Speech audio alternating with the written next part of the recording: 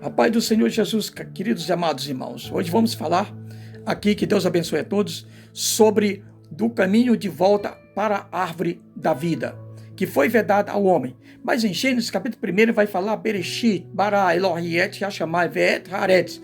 Essas palavras hebraicas, no princípio, criou Deus os céus e a terra. Essas palavras são, em hebraico, são as primeiras 7 palavras em hebraica na criação, mostrando já que no início de Gênesis, todo o processo, toda a plenitude do Deus Todo-Poderoso, certo? E no capítulo 2 de Gênesis, quando Deus faz o homem, diz, olha, de todas as árvores que estão plantadas no jardim do Éden, cujos frutos são bons, são deliciosos, podereis comer. Mas da árvore do conhecimento do bem e do mal, a árvore do conhecimento do bem e do mal é Etz Da'at, não podereis comer, porque no dia que comer, certamente morrereis, porque serão como Deus, sabendo o bem e sabendo o mal. Até então o homem era inocente, só conhecia o lado bom, não conhecia a escuridão. O homem vivia de luz, o homem era um ser de luz. Mas é importante entender também que Deus colocou 2 árvores no centro. A árvore da vida, Adão e Eva, eles comiam, para que eles pudessem viver eternamente, certo? Tudo indica que eles comiam. Por quê? Porque que depois que Adão e Eva, eles caíram, percebam, eles foram tirados do jardim do Éden, certo? Deus colocou um anjo para proteger o caminho que dava acesso à árvore da vida e colocou uma espada ao redor, circulando, para aquela proteção, para que o homem não entrasse mais, não comesse da árvore da vida e vivessem, entende? Quando o homem foi colocado na terra, havia já um propósito que Deus pretendia que um dia eles poderiam voltar a comer da árvore da vida e vivessem eternamente como ao princípio. Então, desde a queda do homem, o desejo sempre deles foi de retornarem às suas origens, retornarem ao paraíso, ao lugar de delícia, ao lugar maravilhoso, certo? Aí o que é que acontece? Quando Deus estava com o povo no deserto, quando os tirou, mandou que Moisés fizesse um tabernáculo. Nesse tabernáculo tinha um lugar mais sagrado, onde Deus manifestaria a sua presença para o povo, para o sacerdote Arão e para o profeta Moisés. O lugar santo dos santos era o lugar mais sagrado. Que é que Deus mandou Moisés fazer? Olha, coloca um véu, separando o lugar santo do lugar do santo dos santos, coloca 2 querubins, um à esquerda, um à direita, do lado do véu da entrada, certo? Dizendo assim, olha, isso é um típico do anjo que está no jardim protegendo a árvore da vida. Entre esses 2 anjos, certo? Que está diante do véu, vai proteger a entrada de quem vai entrar no lugar santo dos santos. Somente o sacerdote poderia entrar uma vez por ano, queridos, amados irmãos, e mesmo assim era amarrado por uma corda. As pessoas amarravam o sumo sacerdote, porque caso ele fosse fulminado, entrasse com algum pecado ali e fosse morto, as pessoas que estavam de fora pudessem arrastá-lo pela corda, porque se entrasse mais gente também morreria. Então a coisa era muito séria, esse acesso foi muito restrito. Então a simbologia dos querubins era isso, representando os querubins que estão no jardim do Éden, que aquele lugar agora é um lugar sagrado, só entra quem Deus permite que vai entrar. Glória a Deus. Por isso a mensagem de volta ao caminho do jardim do Éden.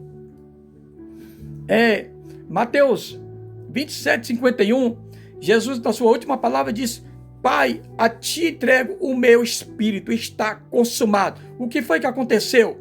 Foi que o véu, aquele véu que fazia essa separação do tempo, se rasgou de alto a baixo, certo? Significando o que agora? Que o acesso a Deus é para todos. Temos acesso a Deus, o caminho para o acesso a Deus. E a árvore da vida agora estava aberta, certo? Jesus estava preparando este caminho. Na cruz, ele deu este brado, mas não era tudo. A ressurreição, sim, de Jesus, que vai indicar a preparação para o nosso caminho, porque ele disse: eu sou a ressurreição e a vida. Quem crê em mim, ainda que esteja morto, viverá. Jesus, em João 14,6, diz: eu sou o caminho, a verdade e a vida. Essa frase ficou célebre entre os religiosos da época, como Jesus sendo o caminho que os discípulos começaram a seguir, o caminho que os discípulos começaram a proclamar, chamado eles de seitas daqueles do caminho.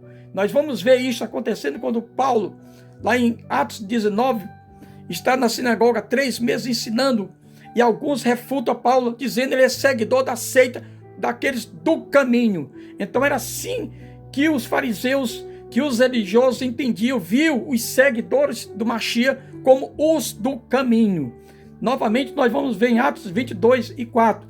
Fui ao encalço dos seguidores daqueles do caminho, ou seja, Paulo foi perseguir os principais cabeças daqueles que seguem o caminho. O caminho era o próprio Jesus. Eu sou o caminho, a verdade e a vida. E Atos 24 e 14, Paulo, diante de Félix, ele confessa agora que é seguidor daqueles do caminho. Novamente nós vemos aí 3 vezes a identificação do caminho. Aqueles que seguem a Jesus. A quem você segue? Você está seguindo aqueles que seguiram o caminho, que é Jesus? Pois é, assim acontecia com os discípulos. Então, esse caminho seria o preparo do Mashiach, que levaria os seus seguidores à presença de Deus e ao jardim do Éden, porque eles perderam o contato. Deus vinha todas as tardes, falava, Adão ouvia a voz do Senhor lá no jardim do Éden, e agora Jesus entra como aquele que ouvir a minha voz e crer terá a vida eterna. Aí, para nós fecharmos e você entender sobre este caminho, lá em Apocalipse capítulo 2, e o versículo 7 vai dizer: quem tem ouvidos para ouvir, que ouça o que o Espírito diz às igrejas. Ao vitorioso darei o fruto da árvore da vida que está no paraíso de Deus. Aleluia!